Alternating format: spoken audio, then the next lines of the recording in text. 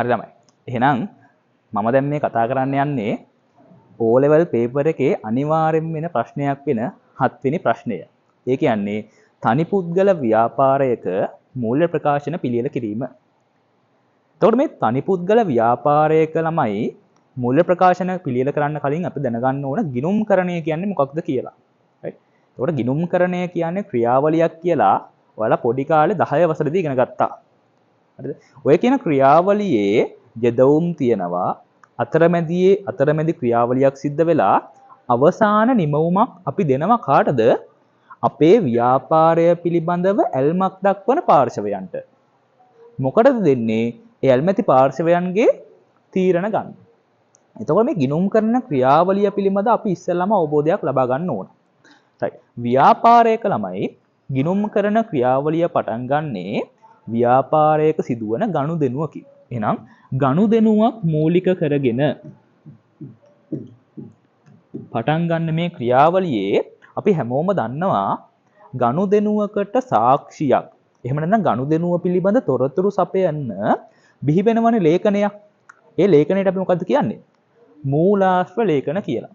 මෙන්න මේ ගනුදෙනුවක් මත බිහි වෙන මූලාශ්‍ර ලේඛන උපයෝගී කරගෙන ව්‍යාපාරයක ඉස්සෙල්ලාම ගනුදෙනුව සටහන් කරන්නේ කොහෙද? මූලික සටහන් පොත්වල. එහෙනම් මෙන්න මේ කියන මූලික සටහන් පොත්. හරිද? මූලික සටහන් පොත්. ඔයාලගේ O level syllabus එකේ ළමයි මූලික සටහන් පොත් 6ක් අපි කතා කරනවා. හරිද? 6ක් කතා කරනවා. මම දැන් ඒ ගැන කතා කරන්න යන්නේ නැහැ. ගනුදෙනුවක් ඉස්සෙල්ලාම අර මූලික සටහන් පොත් 6න් එකක සටහන් කරලා අපි ඊට පස්සේ යනවා කොහාටද? අපි ගාව තියෙනවා වෙනම පොතක් ලෙජරය කියලා. ලෙජරය. මේ ලෙජරය කියන පොතේ සටහන් කරනවා. ගනුදෙනුවක් ලෙජරය කියන පොතේ සටහන් කරද්දි තමයි අපිට ඕන වෙන්නේ මොකක්ද? ලෙජර් ගිණුම්. ඒ කිව්වොත් ලෙජරය කියන පොතේ තියෙන්නේ මොනවද? ලෙජර් ගිණුම්. එහෙනම් ගනුදෙනුවක අපි ඉගෙන ගත්ත පුතේ ද්විත්ව බලපෑමක් තියෙනවා කියලා. අන්න ඒ ද්විත්ව බලපෑම මත අපි ගොඩනගා ගත්තා ද්විත්ව සටහන් කියලා දෙයක්. ඒ ද්විත්ව සටහන් ඔස්සේ ගනුදෙනු සටහන් කරන්නේ කොහෙද? ලෙජරේ. නේ? ඔය ලෙජරේ තියෙන ලෙජර් ගිණුම් කියලා අපි ඕකට කියනවා. right? ඔය ලෙජර් ගිණුම් ප්‍රධාන වශයෙන් කාණ්ඩ 5කට බෙදුවා. මොනවද කාණ්ඩ 5? වත්කම් ගිණුම්, වගකීම් ගිණුම්, හිමිකම් ගිණුම් සහ ආදායම් හා වියදම් ගිණුම් කියලා. ඉතින් කාලච්ඡේදයේ අවසානයේ අපි මේ ලෙජරේ තියෙන ගිණුම් වලට මොකද්ද කරන්නේ? තුලනය කරනවා. right? ලෙජරේ තියෙන සෑම ගිණුමක්ම අපි තුලනය කරලා තනි අගයක් ගන්නවා. ඉතින් ඒ තනි අගය සමහර ගිණුම් වල හර පැත්තේ ඉන්න පුළුවන්, තවත් සමහර ගිණුම් වල බැර පැත්තේ ඉන්න පුළුවන්. මේ ලෙජරේ පුරාවට තියෙන ගිණුම් ටික තුලනය කරලා ඉවර වෙලා අපි තනි කොලයක් හදනවනේ, තනි පිටුවකට ගන්නවා. අන්නේ තනි පිටුව මොකද්ද? අපි ඒකට කියනවා ශේෂ පිරික්සුම කියලා. ශේෂ පිරික්සුම. right? අපි දන්නවා පුතේ අපි ගිණුම් කරන ක්‍රියාවලිය හරියට නිවැරදිව ගිණුම්කරණය කරා නම් මේ අවසානයේ අපි හදන ශේෂ පිරික්සුමේ හර ශේෂයන්ගේ එකතුවයි බැර ශේෂයන්ගේ එකතුවයි සමාන වෙනවා. ඉතින් මම මුලින්ම කිව්වා අපි මේ ගිණුම් කරන ක්‍රියාවලියේ අවසාන අපි අරමුණ මොකක්ද? ඇල්මැති පාර්ශවයන්ට එයාලගේ තීරණ ගැනීමට අවශ්‍ය තොරතුරු සැපයීමනේ. ඔව්. එතකොට මේ තොරතුරක් කියලා අපි සපයන්නේ මොනවද? ශේෂ පිරික්සුමද? නෑ. අපි ශේෂ පිරික්සුම දෙන්නේ නෑ. එහෙනම් අපි මේ ශේෂ පිරික්සුම දිහා බලාගෙන අවසාන මූල්‍ය ප්‍රකාශන හදනවා. මොනවද අවසාන මූල්‍ය ප්‍රකාශන? right? එහෙනම් ගිණුම් කරන ක්‍රියාවලියේ නිමවුම තමයි ළමයි මූල්‍ය ප්‍රකාශන. ඉතින් අපි අද මේ කතා කරන්න යන්නේ මෙන්න මේ මූල්‍ය ප්‍රකාශන පිළියෙල කිරීම ගැන. right? එතකොට O level syllabus එකේදී මූල්‍ය ප්‍රකාශන අපි ප්‍රධාන වශයෙන් දෙකයි කතා කරන්නේ තනි පුද්ගල ව්‍යාපාරයක. right? මොනවද කිව්වොත් මේ දෙක? මම මේ හරියට ලියන්නම්. මොකක්ද මේ මූල්‍ය ප්‍රකාශන දෙක? පළවෙනි එක තමයි ලාභ හෝ අලාභ ප්‍රකාශනය. දෙවෙනි එක මූල්‍ය තත්ත්ව ප්‍රකාශනය.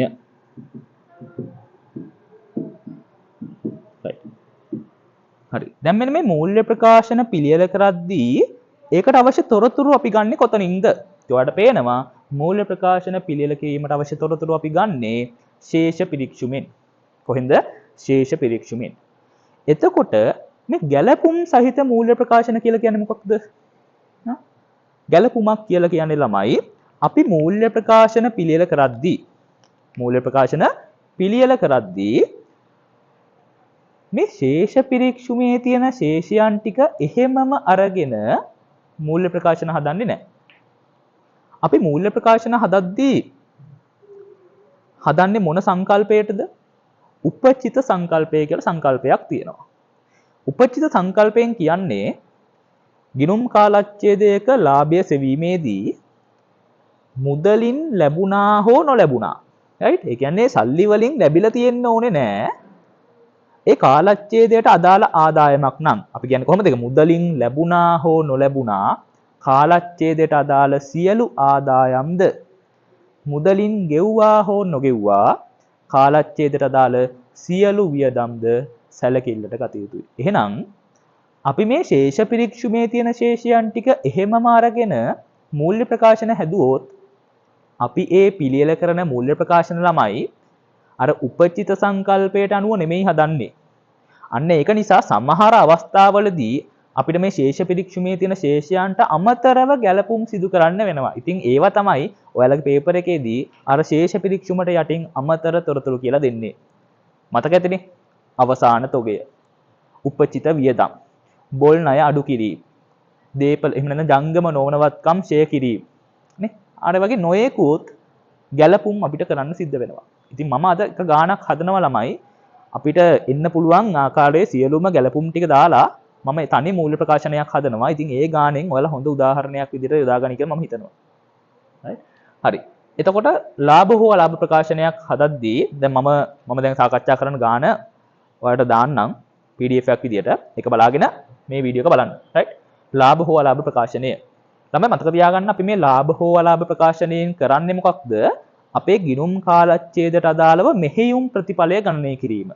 මෙහෙයුම් ප්‍රතිඵලයක් කියලා කියන්නේ ළමයි ව්‍යාපාරය මෙහෙයුම් කටයුතු කරලා එහෙම නැත්නම් ව්‍යාපාරික කටයුතු කරලා උපයලා තියෙන ලාභයක්ද අලාභයක්ද කියලා බලන එක. රයිට්? එතකොට ලාභයක්ද අලාභයක්ද කියලා බලන්න නම් අපිට අවශ්‍ය වෙන්නේ මොනවද? ආදායම් ටිකයි වියදම් ටිකයි. එහෙනම් ඔයා තේරුම් ගන්න පුතේ අපි ඉගෙන ගත්ත මේ ශේෂ පිරික්සුමේ තියෙනවා ලෙජරයේ තියෙන ගිණුම් කාණ්ඩ පහේම ශේෂයන් ටික වත්කම් වගකීම් හිමිකම් ආදායම් වියදම් ටික. හැබැයි ශේෂ පිරික්සුමේ තියෙන සියලුම දේවල් අපි ලාභ හෝ අලාභ ප්‍රකාශනයට ගන්නෙ නැහැ. ශේෂ පිරික්සුමේ තියෙන ආදායම් ගිණුම් වල ශේෂ ටිකයි වියදම් ගිණුම් වල ශේෂ ටිකයි පමණයි අපි ලාභ හෝ අලාභ ප්‍රකාශනයට හදද්දී යොදාගන්නේ. රයිට්? එහෙනම් ඊතුරු වත්කම් වගකීම් හිමිකම් ගිණුම් ටික යොදාගෙන අපි මොකද්ද හදන්නේ? මූල්‍ය තත්ත්ව ප්‍රකාශනය. එහෙනම් ළමයි මූල්‍ය තත්ත්ව ප්‍රකාශනයක් හදලා අපේ අරමුණ මොකක්ද? ඔව් ඇල්මැති පාර්ශවයන්ට අපේ ව්‍යාපාරයේ යම් නිශ්චිත දවසකට රයිට් කාලච්ඡේදයටම මේ මෙන්න මෙදාට 12:31 වෙනිදාට තියෙන වත්කම් ටික පෙන්නනවා. ඒ වත්කම් ටික කොහොමද හැදලා තියෙන්නේ? කොටසක් හිමිකමෙන් කොටසක් බාහිර පාර්ශවයන්ගෙන් ගත්ත ණය මුදල් වලින්. අන්න එහෙම අපි ලස්සනට අපේ ව්‍යාපාරයේ මූල්‍ය තත්ත්වය පිළිබඳව තොරතුරු සපයන්නේ කොහෙන්ද? මූල්‍ය තත්ත්ව ප්‍රකාශනයේ පිළියෙල කිරීමෙන්. දැන් එහෙනම් මේ පාඩම ගැන අවබෝධයක් ලැබුණා කියලා හිතනවා මම. අපි දැන් බලමු කොහොමද මේ ගානක් හදන්නේ කියලා. රයිට්? හරි. රයිට්. එහෙනම් අපි හදන්න යන්නේ පුතේ ඉස්සෙල්ලාම ලාභ හෝ අලාභ ප්‍රකාශනය. සුනන්දගේ ව්‍යාපාරයේ 2023 12/31 දිනෙන් අවසන් වර්ෂය සඳහා ලාභ හෝ අලාභ ප්‍රකාශනය.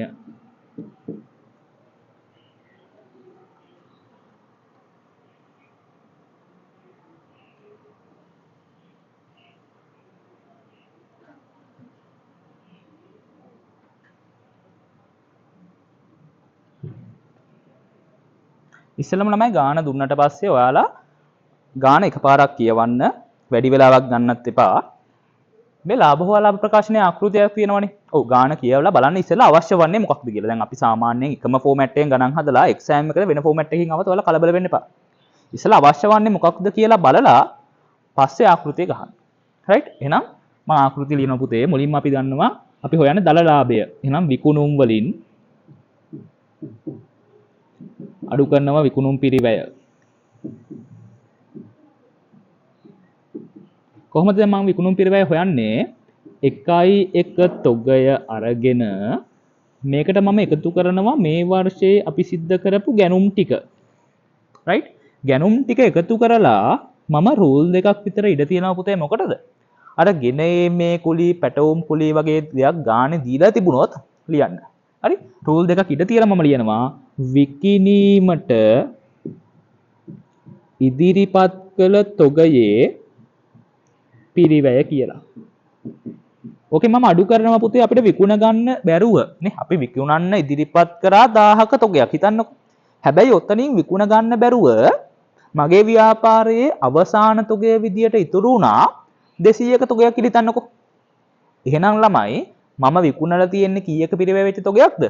800ක පිරිවැය වෙච්ච තොගයක්. එහෙනම් විකුණුම් පිරිවැය හොයන්න නම් පුතේ විකිණීමට ඉදිරිපත් කළ තොගයෙන් අපි අවසාන තොගය අඩු කරන්න වෙනවා. ඒක නිසා අපි අඩු කරනවා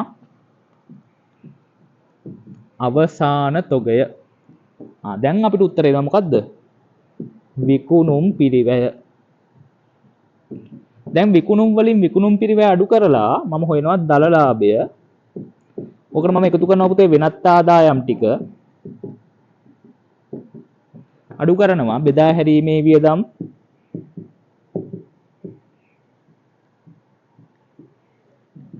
පරිපාලන වියදම්.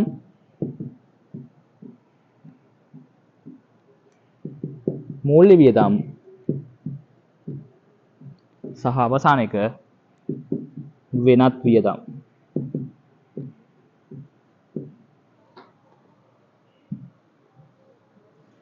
අවසානයේ පුතේ අපිට සුද්ධ ලාභය එනවා. හැබැයි ඒක සුද්ධ ලාභය කියලා ලියන්න එපා. කොහොමද ලියන්නේ? සුද්ධ ලාභය ප්‍රාග්ධන ගිණුමට මාරු කරා.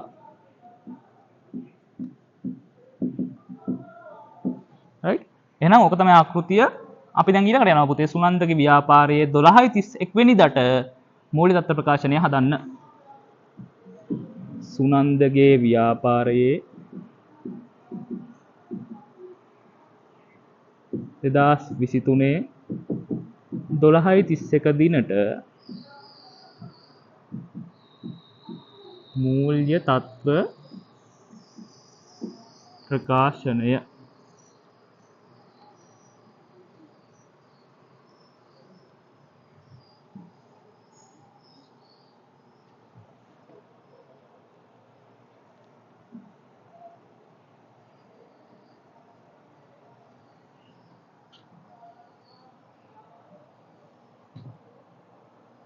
right එහෙනම් මූල්‍ය තත්ත්ව ප්‍රකාශනයේ ආකෘතිය වෙන්නේ මෙතන උඩ රුපියල් කියලා දාන්න. ජංගම නොවන වත්කම් ඊපස්සේ ජංගම වත්කම් මුළු වත්කම් මෙතන ලියන්න පුතේ පිරිවැය සමුච්චිතශය ධාරණ අගය. ඊට පස්සේ හිමිකම සහ වගකීම 1 ප්‍රාග්ධනය මම එකතු කරනවා ශුද්ධ ලාභය. මම රූලක් විතර ඉඩ තියෙනවා ළමයි. ඇයි කිව්වොත් ගැනිලි වගේ දෙයක් සිදු කරලා තිබුණොතින් අපි මොකද කරන්න ඕන? ශුද්ධ ලාභයෙන් අඩු කරන්න ඕන. ඇයි කිව්වොත් අපි මෙතන හොයන්නේ ආරම්භක ප්‍රාග්ධනය ධන ශුද්ධ ලාභය ඍණ ගැනිලි සමානයි. උත්තරේ මොකක්ද? අවසාන හිමිකම. එහෙනම් රූලක් ඉඩ තියන්නේ ඒකටත්. රයිට්? ඊට පස්සේ ජංගම නොවන වගකීම් අවසානයේ ජංගම වගකීම්. ඊට පස්සේ මුළු හිමිකම සහ වගකීම්. right එහෙනම් මගේ ආකෘතිය මම දැන් හදලා ඉවරයි. දැන් බලන්න පුතේ ගාන. හරි. සුනන්දගේ වෙළඳ ව්‍යාපාරයේ 23/12/31 දිනට ශේෂ පිරික්සුම් පහත දැක්වේ. අමතර තොරතුරු අපෙන් අවශ්‍ය වන්නේ මොකක්ද? 12/31 දිනෙන් අවසන් වර්ෂය සඳහා ලාභ හෝ අලාභ ප්‍රකාශනය සහ මූල්‍ය තත්ත්ව ප්‍රකාශනය. බලන්න හැම වෙලේම ළමයි ගාන පටන් ගන්න අමතර තොරතුරු වලින්. right? කවදාවත් උඩින් පටන් ගන්න එපා. ගාන පටන් ගන්න එපි යටි. අමතර තොරතුරු වලින්. බලන්න එක 12/31 දිනට අවසාන තොගයක් නැත. වෙන්න පුළුවන් ළමයි නේ. දැන් ඔයාලා මෙච්චර කාල හදපු ගණන් වලින් අවසාන තොග තිබුණා. හැබැයි මේකේ අවසාන තොගයක් නැහැ. වෙන්න බැරිද? වෙන්න පුළුවන්. ඒ කියන්නේ මොකක්ද? මේ ව්‍යාපාරය විකිණීමට ඉදිරිපත් කරපු ඔක්කොම තොගය, කියන්නේ සියලුම තොගය මෙයාලා විකුණලා. ඒකනේ ඒක තේරුම. ඒක නිසා අවසාන තොගයක් ඉතුරු වෙලා නැහැ. එහෙනම් මෙතන අවසාන තොගයක් පුතේ අපිට අඩු කරන්න නැහැ. හරිද? ඒ වගේම මේක තිබුණා නම් අපි මොකද කරන්නේ? නේ? අපි තිබුණා නම් හිතන්නකෝ. අවසාන තොගයක් තිබුණා නම් මෙතනින් අඩු කරලා ඒක වත්කමක් නේ. අවසානයේ අපි ගාව ඉතුරු වෙච්ච තොගය පුතේ අපේ ව්‍යාපාරයට වත්කමක් නිසා ජංගම වත්කම් වල උඩින්ම ලියනවා තොගය කියලා. ඇයි මම කියන්නේ උඩින්ම ලියන්න කියලා? ඇයි කිව්වොත් ළමයි මේ ජංගම වත්කම් ටික අපි ලියද්දී අපිට ඕන විදිහට ලියන්න බෑ. මෙතන තියෙනවා පුතේ ද්‍රවශීලතා අනුපිළිවෙල කියලා දෙයක්. මොකද්ද ද්‍රවශීලතාවය කියලා කියන්නේ? ඔව් ද්‍රවශීලතාවය කියලා කියන්නේ කිසියම් වත්කමක් පහසුවෙන් මුදල් බවට පත් කර ගැනීමට ඇති හැකියාව. එතකොට අපි මෙතන ලියන්නේ උඩින්ම ද්‍රවශීලතාවය අඩුම එකද වැඩිම එකද? ඔව් ද්‍රවශීලතාවය අඩුම එක. ඉතින් ද්‍රවශීලතාවය අඩුම වත්කම මොකද්ද ළමයි? තොගය.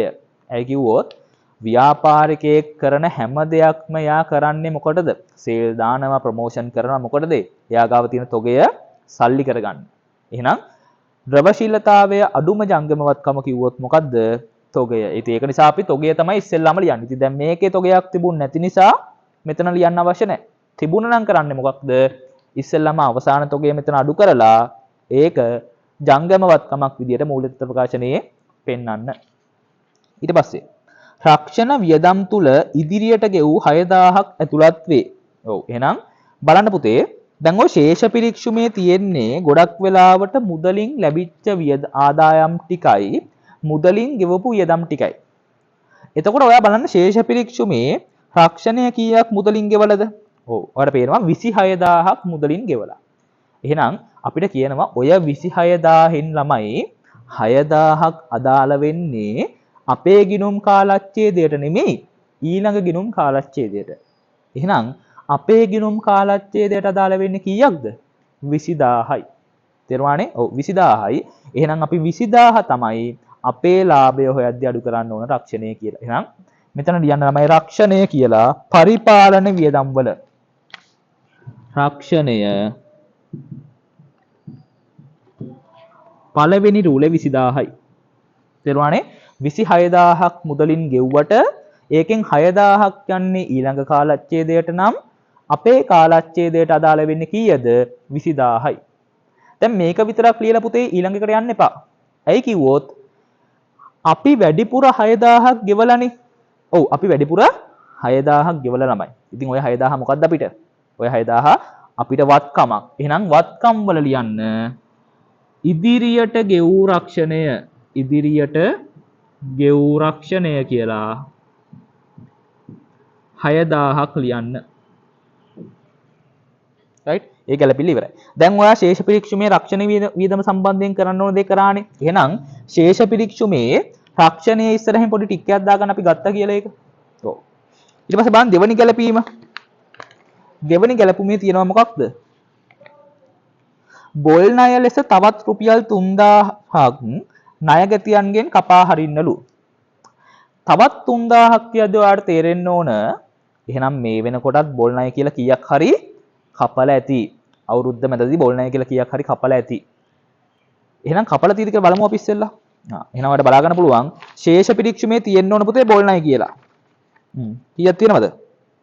ඔව් මේ වෙනකොටත් බොල් ණය විදියට කපලා තියෙනවා රුපියල් 2000ක්. එහෙනම් මෙයාලා කියනවා තවත් 3000ක් කපන්නලු. කාගෙන්ද කපන්න ඕන? ණයගැතියන්ගේ. එහෙනම් බලන්න 12.31 වෙනිදාට ළමයි ශේෂ පිරික්සුමේ ණයගැතියෝ කීයක් ඉන්නවද? ශේෂ පිරික්සුමේ ණයගැතියෝ ඉන්නවා කීයක්ද? රුපියල් 4,20,000ක් ඉන්නවා. ඉතින් ඔය 4,20,000න් තව 3,000ක් කපන්නලුනේ. ඒ කියන්නේ ඔය 4,20,000 ඇතුලේ ඉන්න 3,000ක ණයගැතියෙක් අපිට නිශ්චිත වශයෙන්ම ලැබෙන්නේ නැහැ කියලා අපි දන්නවා. එහෙනම් අපි බොරුවට 4,20,000ක වත්කමක් පෙන්නුවොත් වැරදි. අපේ ඇත්තම වත්කම වෙන්නේ 4,17,000යි. එහෙනම් මෙතන ලියන පුතේ ණයගැතියෝ කියලා 4,17,000යි. දැන් මෙතනින් අපි 3,000ක් කැපුවානේ. ඔව් 4,20,000ක් තිබුණා. 3,000ක වියදමක් හඳුනාගෙන 4,17,000යි අපේ වත්කම විදිහට අපි පෙන්නුවේ. එහෙනම් ඒ වියදම පුතේ මොකද්ද? බොල් ණය කියන්නේ බෙදා හැරීමේ වියදම. සෝරි. එතන බොල් ණය. දැන් මෙතන බොල් ණය කීයද ලියන්නේ? ඔව්. හොඳට මතක තියාගන්න අවුරුද්ද අන්තිමේදී මම 3,000යි කැපුවේ. හැබැයි මෙයාලා අවුරුද්ද මැදදී තව 2,000ක් කපලා. එහෙනම් ඔක්කොම බොල් ණය කීයද? රුපියල් 5,000යි. එහෙනම් කාලච්ඡේදයට දාලා මුළු බොල් ණය වියදම රුපියල් 5,000යි. තේරුණානේ? එහෙමයි කියලා ඔයා මෙතන 5,000ක් දාලා පුතේ ණයගතියෝ 4,20,000න් 5,000ක් අඩු කරන්න යන්න එපා. 4,20,000න් අඩු කරන්නේ 3,000යි. හැබැයි කාලච්ඡේදයේ වියදම දාන්නේ 5,000යි. මොකද හේතුව? ඇයි කිව්වොත් ශේෂ පිරික්සුමේ ණයගතියෝ 4,20,000 ඇවිත් තියෙන්නේ අර වර්ෂයේ මැද කපපු රුපියල් 2,000 අඩු වුණාට පස්සේ. එහෙනම් ඔයා ආයෙමත් 4,20,000න් ඒ 2,000ත් අඩු කරන්න යන්න එපා. තේරුණානේ? ඔව්. 4,20,000න් 3,000ක් අඩු කරන්න මෙතන 4,17,000 දාන්න. කාලච්ඡේදයට දාලා මුළු වියදම රුපියල් 5,000 පෙන්නන්න. තියනේ? එහෙනම් ශේෂ පිරික්සුමේ ණයගතියොන් ඉස්සරහනුයි බොල් ණය ඉස්සරහනුයි ටික් එකක් දාගෙන ගත්තා කියලා. ඒ දෙකම අපි ගත්තා. අපි යන් අපේ ඊළඟ ගැලපිල්ලට. right. උපචිත වරිපනම් ගාස්තුව 1000කි. උපචිතයි කියන්නේ මොකක්ද ළමයි? ඒ කියන්නේ කාලච්ඡේදයට අදාළ වියදමින් අපි තාම ගෙවලා තියෙන්නේ කොටසක් විතරයි. බලන්න ශේෂ පිරික්සුමේ තියෙනවා වරිපනම් මුදලින් ගෙවපු ගාන. ඔයාලට බලා ගන්න පුළුවන්. හරි. බලන්න පුතේ ශේෂ පිරික්සුමේ වරිපනම් මුදලින් කීයක් ගෙවලද? ඔව්. ඔයාලට පේනවා 14,000ක් ගෙවලා මුදලින්. එහෙනම් ළමයි වර්ෂය ඇතුළත 17,000ක් ගෙවලා තියෙද්දිත් තව 1,000ක් උපචිතයි කියලා කියන්නේ කාලච්ඡේදයට දාලා මුළු වියදම කීයද? රුපියල් 15,000යි. එහෙනම් පරිපාලන වියදම් වල වරිපනම් කියලා දාන්න 15,000ක්. වරිපනම් කියලා 15,000ක් දාන්න. දැන් බලන්න ඔයා මෙතන 15,000 දැම්මට ඇත්තටම මුදලින් ගෙව්වේ 14,000යි. එහෙනම් තව 1,000ක් ඔයා ගෙවන්න ඕනනේ. ඔව්. ඒ 1,000 මොකද්ද? අපිට ජංගම වගකීමක්. මෙතන ලියන්න පුතේ උපචිත වරිපනම්. උපචිත වරිපනම් 1,000යි. කතාව තේරුණානේ? ඔව්. වියදම දාන්නේ මුදලින් ගෙවපු වියදම නෙමෙයි කාලච්ඡේදයට දාලා මුළු වියදම. ඒ වගේම තමයි අර ඉතුරු 1,000 අපි ගෙව්වේ නෑ කියන්නේ අපේ ව්‍යාපාරයට වගකීමක්. ඒක ජංගම වගකීම් වල පෙන්වන්න. right? ඊට පස්සේ අපේ අවසාන ගැලපිල්ල. යන්ත්‍රෝපකරණ වාර්ෂිකව 20% බැගින් ඡය කළ යුතුය. බලන්න ඡය කරද්දි ළමයි මම කියලා තියෙනවා පියවර 4ක් අනුගමනය කරන්න. ඒක මාරම ලේසි. දැන් මේක අද හදන ළමයට නම් මේක තේරෙන්න ඕන. ඡය කියන්නේ අනිවාර්යයෙන්ම ඔයාගේ බොල්ල ප්‍රකාශන ගානේ එන ගැලපිල්ල. නේ? මට කියන්න ඡය ගිණුම්ගත කිරීමේ දිත්ත සටහන. දැන් මම මේව හදද්දි පුතේ දිත්ත සටහන් කියලා දෙන්නේ නැහැ. තේරුණානේ? දිත්ත සටහන් නැතුව හිතින් හිතලා දාන්න පුළුවන්. මතක තියාගන්න අපි මේ කරන සියලුම ගැලපිලි වලට ද්විත්ව සටහනක් තියෙනවා. දැන් උදාහරණයක් කිව්වොත් මම කලින් කරා උපචිත වියදම. නේ? උපචිත වියදමක් ගිණුම්ගත කිරීමේ ද්විත්ව සටහන මොකක්ද? අදාළ වියදම් ගිණුම හර උපචිත වියදම් ගිණුම බැර. ඒ වගේ වාර්ෂික ෂය ගිණුම්ගත කිරීමටත් ළමයි ද්විත්ව සටහනක් තියෙනවා. මොකක්ද කිව්වොත් අදාළ එහෙනම් වත්කම් ෂය ගිණුම හර ෂය වෙන් කිරීමේ ගිණුම බැර. ඉතින් ඒක මං කිව්වේ දිත්ත සටහන වලට දාගන්න. මෙතෙන්දී ෂය ගිණුම්ගත කරද්දී ළමයි පියවර 4ක් අනුගමනය කරන්න. පළවෙනි පියවර තමයි වත්කමේ පිරිවැය ගිණුම්ගත කරන්න ඕන ඔයා. ඉස්සෙල්ලම. එහෙනම් බලන්න ශේෂ පිරික්සුමේ යන්ත්‍රෝපකරණ වල පිරිවැය කීයද? ඔව් ඔයාලට දෙවනියට පේනවා පුතේ 3,70,000යි යන්ත්‍රෝපකරණ වල පිරිවැය. එහෙනම් ලියන්න මූල්‍ය තත්ත්ව ප්‍රකාශනයේ යන්ත්‍රෝපකරණ කීයක් ආවද අපිට? රුපියල් 3,70,000යි.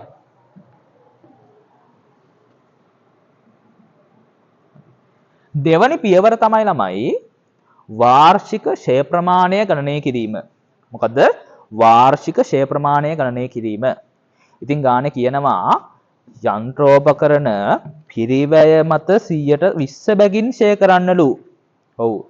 මේකේ පිරිවැය 3,70,000යි. එහෙනම් ඔය 3,70,000න් 120ක් මේ අවුරුද්දේ ෂය වෙනවනේ. ඔව්. එහෙනම් අපි හොයමු මේ අවුරුද්දේ වියදම. හරි. මම මෙතන හදන්නම් පුතේ. 3,70,000න් 120ක් බලන්න. කීයද? 37 ඒවා දෙකක් කීයද? 7,14යි. 74යිනේ. ඔව් 74යි 0.2යි. sorry 0.3යි. 74,000යි. එහෙනම් වාර්ෂික ෂය යන්ත්‍රෝපකරණනේ. ඔව් 74,000 කියන්නේ මේ අවුරුද්දට අදාළ වියදම. කාලච්ඡේදයට අදාළ වියදම. එහෙනම් පරිපාලන වියදම් වල යන්ත්‍රෝපකරණ ෂය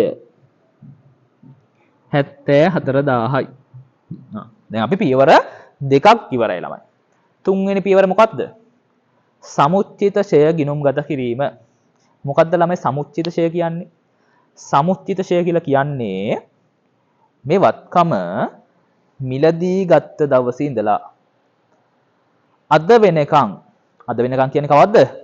12:31 දවස වෙනකන් අපි වාර්ෂිකව ෂය කරන් ඇවිල්ලා තියෙනවනේ. ඔව්. ඒ වාර්ෂිකව ෂය කරපුවයි එකතුව. සමුච්චිත කියන්නේ ඒකනේ එකතුව. හරි. එතකොට ඔයාගේ ගානේ දෙනවා පුතේ අපේ ගිණුම් කාලච්ඡේදයේ පළවෙනිදට 1 දින වෙනකොට ෂය කරන් ආපුවයි එකතුව. ඒක දෙන්නේ කොහොම කියලාද? 1 දිනට ෂය වෙන් කිරීම කියලා. ඉතින් බලන්න 1 දිනට ෂය වෙන් කිරීම කීයක් තියෙනවද? 1,20,000ක් තියෙනවා. ඒ 1,20,000 තේරුම කිව්වොත් මොකක්ද තේරුම? ඔය යන්ත්‍රය මිලදී ගත්ත දවසේ ඉඳලා අපේ කාලච්ඡේදයේ ආරම්භක දවස වෙනකන් 1,20,000ක් ෂය කරගෙන ඇවිත් තියෙනවා. ඉතින් අපේ ගිණුම් කාලච්ඡේදයේදී අපි කීයක් ෂය කරාද ළමයි? අපි ෂය කරා රුපියල් 74,000ක්.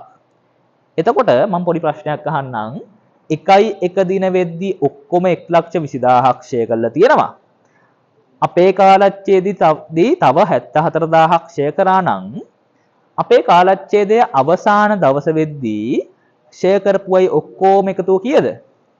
1,20,000 ධන 74,000යි කියන්නේ කීයද? 1,94,000යි. එහෙනම් සමුච්චිත ෂය 1,94,000යි. එහෙනම් ෂය ගිණුම්ගත කිරීමේ හතරවෙනි පියවර මොකද්ද? ධාරණාගය සෙවීම පුතේ. ඒක ලේසි. ධාරණාගය කියන්නේ ශුද්ධාගයට. ඇත්තම පිරිවැයෙන් සමුච්චිත ෂය අඩු කරාට පස්සේ එන ශුද්ධාගය. ඉතින් 3,70,000න් 1,94,000ක් ගියාම කීයක් එනවද ළමයි?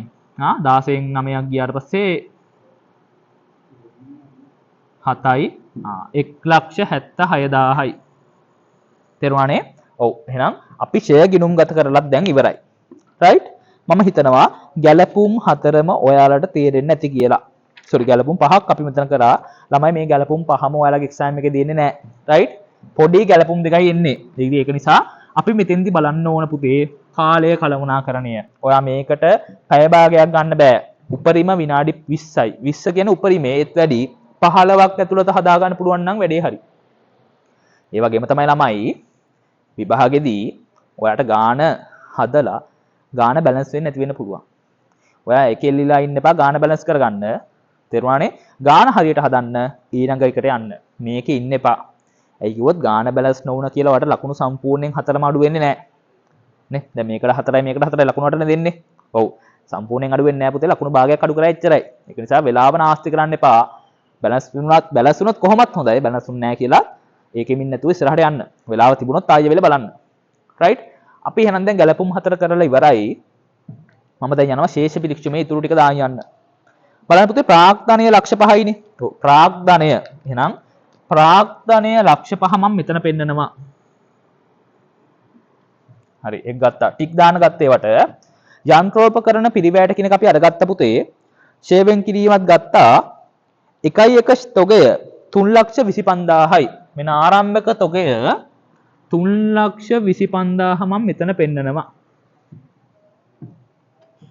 112 බැංකු ණය ලක්ෂ 4ක් තියෙනවා. මෙන්න මේක හොඳට බලන් ඉන්න පුතේ. මේ බැංකු ණය ගැන ළමයි ගැලපුම් වල කිසිම දෙයක් කියලා නැහැ.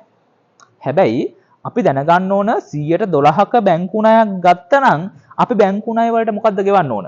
අපි පොලියක් ගෙවන්න ඕන. එහෙනම් ඔයා ඉස්සෙල්ලාම බැංකු ණය කියන්නේ මොකක්ද අපිට? ජංගම නොවන වගකීමක්. එහෙනම් 112 බැංකු ණය ලක්ෂ 4යි. දැන් මේක දාලා ඊළඟට එකට යන්න එපා. හරි? මොකද කරන්න ඕන? මේ ලක්ෂ 4ට 112 පොලිය බලන්න. කොහොමද බලන්නේ? ලක්ෂ 4 ගුණ කරන්න 112න්. මේ 112 කියන පුතේ වාර්ෂික පොලිය අනුපාතය. රයිට්? බිංදු දෙකට බිංදු දෙක හැපුවා. 12 වරක් 4 කීයද? 48.3යි. එහෙනම් බැංකු ණයට අදාළව මම ගෙවන්න ඕන පොලිය රුපියල් 48,000යි. මුදලින් ගෙව්වද නැද්ද අදාළ නෑ ළමයි. කාලච්ඡේදයට අදාළ මූල්‍ය වේදමක් විදියට මෙතන දාන්න බැංකු ණය පොලි කියලා 48,000ක්. රයිට්? දැන් බලන්න පුතේ ශේෂ පිරික්සුමේ බැංකු ණය පොලිය කීයක් මුදලින් ගෙවලද? ගෙවල නම් අනිවාර්යෙන්ම ණය පොලිය කියලා ඇති මේකේ. ඔව්. අපිට පේන්නේ නෑ මුකුත් ණය පොලිය සම්බන්ධයෙන් ගෙවලා කියලා. එහෙනම් ළමයි මේ රුපියල් 48,000ම මොකද්ද? මේ රුපියල් 48,000ම උපචිත වියදමක් බවට පත් වෙනවා. ඇයි කිව්වොත් 48,000 කියන්නේ කාලච්ඡේදයට අදාළ වියදමක්. හැබැයි තාම ඒක ගෙවලා නැහැ කියන්නේ 12.31 වෙනිදාට උපචිත වියදමක් බවට වගකීමක් බවට පත් වෙනවා. එහෙනම් උපචිත බැංකු ණය පොලිය 48,000යි. තේරුණානේ? අන්න එහෙමයි ගලපන්නේ. ඊට පස්සේ බොල් ණය පුතේ අපි ගත්තා. විකුණුම් තියනවා ලක්ෂ 8ක්. එහෙනම් විකුණුම් අපේ ප්‍රධානම ආදායම ලක්ෂ 8යි. ගැනුම් තියනවා ලක්ෂ 5ක්. එහෙනම් මෙතන තොගයට යටින් එකතු කරන්න ලක්ෂ 5ක්. ඊට පස්සේ ලද වට්ටම් කීයක් තියනවද? රුපියල් 3,000යි. එහෙනම් ලද වට්ටම් වෙනත් ආදායම් වල ලද වට්ටම් තියනවා රුපියල් 3,000ක්. දෙවනි රූලේ. ඊට පස්සේ ප්‍රචාරණය රුපියල් 12,000යි. ළමයි එක බෙදා හැරීමේ වියදමක්. ප්‍රචාරණය රුපියල් 12,000යි. ඊට පස්සේ ණය හිමියෝ රුපියල් 1,56,000යි. එහෙනම් ජංගම වගකීම් වල ණය හිමියෝ 1,56,000යි. 1,56,000යි. ඊට පස්සේ ණයගැතියෝ ගත්තා මුදල් ශේෂය රුපියල් ලක්ෂ 3යි. මුදල් යටින්ම දාන්න. ඒ කිව්වොත් ද්‍රවශීලතාවයේ වැඩිම එක තමයි අපි යටින්ම පෙන්නන්නේ ලක්ෂ 3යි. සෝරි මේ ටික ළමයි මැද රූලේ දාන්න ඕන. හරි? එතන 6,000යි. 4,17,000යි. මෙතන ලක්ෂ 3යි.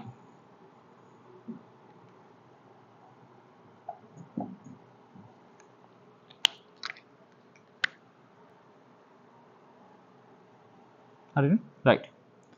ඊට පස්සේ බැංකු ශේෂය තියෙනව ළමයි රුපියල් 20,000ක්. හැබැයි දැන් ඔන්න ඔයාලා කරන වැරද්ද මොකද්ද? බැංකු ශේෂය කියලා දැකපු ගමන් 20,000 මෙතන දානවා. නෑ. ඇයි කිව්වොත් මෙතන 20000ක් තියෙන්නේ හර පැත්තේද බැර පැත්තේද? බැර පැත්තේ. ඉතින් බැංකු ශේෂය බැර පැත්තේ තියෙනවා කියන එකේ තේරුම මොකක්ද ළමයි? ඔව් ඒ කියන්නේ බැංකු අයිරාවක් තියෙන්නේ. මේ වෙලාවේ අපි බැංකුවට වගකීමක් තියෙන්නේ. එහෙනම් මේ 20000 පෙන්වන්න ඕන ජංගම වගකීම් වල පුතේ බැංකු අයිරාව කියලා ඉවත් කමන්නේ නැහැ. බැංකු ශේෂය රුපියල් 20000යි. තේරුණාද? ඔව් 20000යි. ඊට පස්සේ විකුණුම් සේවක වේතන රුපියල් 30000යි. එහෙනම් බෙදා හැරීමේ වියදමක් විකුණුම් සේවක වේතන රුපියල් 30000යි. ළමයි නිකම්ම සේවක වේතන කිව්වොත් ඒක පරිපාලන වියදමක්.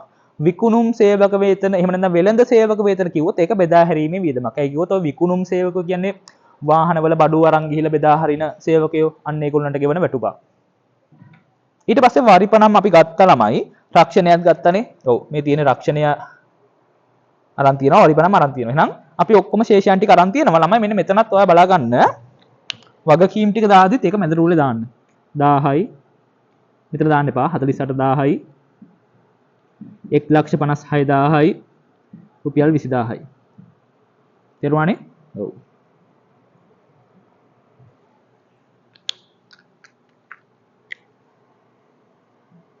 හරි. එහෙනම් දැන් මොකද කරන්න තියෙන්නේ අපි? ගාන එකතු කරලා බලමු සමාන වෙනවද කියලා. රයිට්. එහෙනම් විකිණීමට ඉදිරිපත් කළ තොගේ කීයද ළමයි? 8,25,000යි. ඉතින් අවසාන තොගයක් නැහැ කියන්නේ විකුණුම් පිරිවැය කීයද?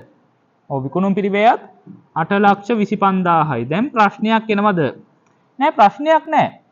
විකුණුම් වලට වඩා විකුණුම් පිරිවැය වැඩිනේ. ඉතින් වෙන්න පුළුවන් ළමයි. හැම වෙලාවෙම ලාභ ලැබීම ලබන්නත් පුළුවන් නොලබන්නත් පුළුවන්. එහෙනම් මේ වෙලාවේ දල ලාභය කීයද? ඍණ 25000යි. ඍණ දාලා පෙන්නන්න. හරිද? ඊට පස්සේ මේ වෙනත් ආදායම් 3000 ගන්න. එහෙනම් අලාභයක් තියෙනවා මේ වෙනකොට 25000ක 3000ක ආදායමක් ලැබුණා කියන්නේ ඒ අලාභය අඩු වෙනවනේ. ඔව් ඒ අලාභය 22000ක් දක්වා අඩු වෙනවා. දැන් බලන්න වියදම් වල එකතුව. ඔව් මෙතන 47000යි. මෙතන 9යි 1,90,000යි. මෙතන 48000යි. වෙනත් වියදම් නැහැ. මුළු වියදම් වල එකතුව බලන්න. 47 ධන 109 ධන 48. 9යි 16යි 24යි දෙකක් ඉතුරුයි. 4යි 4යි 8යි 2යි 10යි 204යි 2,04,000යි වියදම. දැන් අවසාන ශුද්ධ ලාභය කීයද? දැනටමත් තියෙන අලාභයක්. ඒ අලාභයට තව වියදම් ටිකක් එකතු වුණා කියන පුතේ අලාභය වැඩි වෙනවා. එහෙනම් මුළු අලාභය කීයද? 2,26,000ක අලාභයක් තියෙන්නේ. එහෙනම් ඒ අලාභය අරන් යන්නේ මෙතෙන්ට 2,26,000ක්. හැබැයි පුතේ අරන් ගිහලා මතක තියාගන්න අඩු කරන්න. ලක්ෂ 5න් 2,26,000ක් ගියාම කීයද? 10න් 6ක් 4යි 9න් 2ක් 7යි 4න් 2ක් 2යි. එහෙනම් අපේ හිමිකම අඩු වෙනවා මේ අලාභය නිසා 2,74,000යි. බලන්න ජංගම වගකීම් වල එකතුව. මෙතන 48000යි 10යි 49000යි 1,56,000 ධන 49000 ධන 20 20000 15යි එකක් ඉතුරුයි 12යි එකක් ඉතුරුයි. හරිද? එතකොට මුළු ජංගම වගකීම් ටික එනවා ළමයි 2,25,000ක්. එහෙනම් දැන් අපි මෙතන හොයන්න ඕන මොකක්ද? හිමිකම ජංගම නෝන වගකීම් සහ මුළු ජංගම වගකීම් වල එකතුව. එතකොට 2,74,000 ධන 400 මම දහස් වලින් කියන්නේ 400 ධන 2,25,000. හරිද? එතකොට 9යි 8යි 8,99,000යි. දැන් මෙතන ගත්තොත් එක ජංගම නෝනවත්කමයි තියෙන්නේ. ඉතින් අපිට වැඩේ ඇත්තටම ඇති දෙයක් නෑ මෙතනනේ. පිරිවැය 3,70,000 දාන්න මෙතන 1,94,000යි සමුච්චිත ෂය. ධාරණගේ 1,76,000යි. ජංගම වත්කම් වල එකතුව 300 ධන 417 ධන 6. 6යි 7යි 13යි එකක් ඉතුරුයි 2යි 7යි. 7,23,000යි. දැන් බලන්න 1,76,000 ධන 7,23,000 9යි 9යි 8යි 8,99,000යි. ගාන බැලන්ස් නේද? ඔව්. මුළු වත්කම් ටික සමානයි ළමයි මුළු හිමිකමේ සහ වගකීම එකතුවට. ඉතින් ඔන්න ඔහොම තමයි ඔයාලගේ එක්සෑම් එකට එන 7 වෙනි ප්‍රශ්නේ ලකුණු 8 ගන්නෙ. ඒ වගේම තමයි ළමයි වීඩියෝ එක අන්තිමේ මෙන්න මේකත් හොඳට අහන් ඉන්න. මේ ප්‍රශ්නයට අමතරව අපි හැමෝම දන්නවා අපේ MCQ පේපරේ ප්‍රශ්න 40 35 සිට 40 දක්වා MCQ 5. අහන්නේ මොන පාඩමෙන්ද? මම මේ දැන් කතා කරපු මූල ප්‍රකාශන පාඩමෙන්. ඉතින් එතෙන්දී ළමයි මම දැකලා තිනවා කරන ලොකු වැරද්ද තමයි මොකද්ද? ඔයාලා MCQ එකෙන් එක උත්තර ලියන්න යන්න එපා. ඒ කියන්නේ දැන් ප්‍රධාන වශයෙන් ගත්තොත් ඉස්සෙල්ලාම අහන්නේ ව්‍යාපාරයේ දල ලාභය කීයද? එහෙම නැත්නම් මුලින්ම අහනවා විකුණුම් පිරිවැය කීයද? හරි? ඊට පස්සේ අහනවා දල ලාභය කීයද? ඉතින් ඔයා මොකද්ද කරන්නේ? ඉස්සෙල්ලා විකුණුම් පිරිවැය හොයනවා. ඊට පස්සේ දල ලාභය හොයනවා. වැඩ දෙකක් වෙනවා. ඒක නිසා ළමයි ඔය MCQ පහට උත්තර ලියද්දී ඔයා කටුකොලයක් අරගෙන මේ තරම් රූල් කරන්න ඕනේ නැහැ. දල වශයෙන් ඔයාගේ ඇස් මට්ටමේ රූල් කරගන්න ආදායම් ප්‍රකාශනයක් සහ මූල්‍ය තත්ත්ව ප්‍රකාශනයක්. රූල් කරගෙන අමතර තොරතුරු ටිකයි අර ශේෂ පිරික්සීමේ තියෙන ශේෂයන් ටිකයි එකට ආදේශ කරන්න දාන්න. දාලා එකතු කරන්න යන්න එපා. ඒ කිව්ව සමහර වෙලාවට ඔතන ශේෂ පිරික්සීමේ දෙන්නේ කොටසයි. ඒක නිසා ඔයා මූල්‍ය තත්ත්ව ප්‍රකාශන එහෙම එකතු කරාට සමාන වෙන්නේ නැහැ. එහෙම වෙන්න පුළුවන්. ඒ ගානේ වැරද්දක් නෙමෙයි. ගානේ භාගයක් දෙන නිසා. හරිද? එතකොට ඔයා මොකද කරන්න ඕන? අර ශේෂයන් ටික ආදේශ කරලා දැන් යන්නේ MCQ ටිකට. ගිහිල්ලා ඔන්න ඉස්සෙල්ලාම අහනවා විකුණුම් පිරිවැය. ඔයා ගාව තියෙන පුතේ ආකෘතිය. ඔයා මේ ටික එකතු කරලා විකුණුම් පිරිවැය හොයලා කියන්න 25000යි කියලා. මෙතන 8,25,000යි කියලා. නේ? ඊට පස්සේ අහනවා දල ලාභය. ඍණ 25000යි. අන්න එහෙම උත්තර ටික ලියන් යද්දි ළමයි එකපාර ආදේශ කළා උත්තර ටික ලියන් යන්න. නැතුව එකින් එක ඉස්සෙල්ලා දල ලාභය හොයන ආයි රූල් කරනවා, ආයි විකුණුම් පිරිවැය හොයන ආයි රූල් කරනවා, පරිපාලන වියදම් ටික ආයි රූල් කරනවා, දීපල පිරිත සහ උපකරණ දාරණගේ ආයි රූල් කරනවා. එහෙම කරන්න එපා. තේරුණානේ? ඉතින් මූල්‍ය ප්‍රකාශන පාඩමේ ළමයි අපි ඔය ටික තමයි කතා කරන්නේ. රයිට්. මම හිතනවා මේක තේරෙන්නේ නැති කියලා. මම ප්‍රශ්නයක් දාන්නම් මේ වීඩියෝ එකත් එක්කම. ඔයාලා ආයි ප්‍රැක්ටිස් කරන්න. මොකක් හරි ගැටලුවක් තියෙනම් මට WhatsApp නම්බරේ මම දාන්නම්. මැසේජ් එක දාලා හරි අහන්න. රයිට්? හරි තමයි.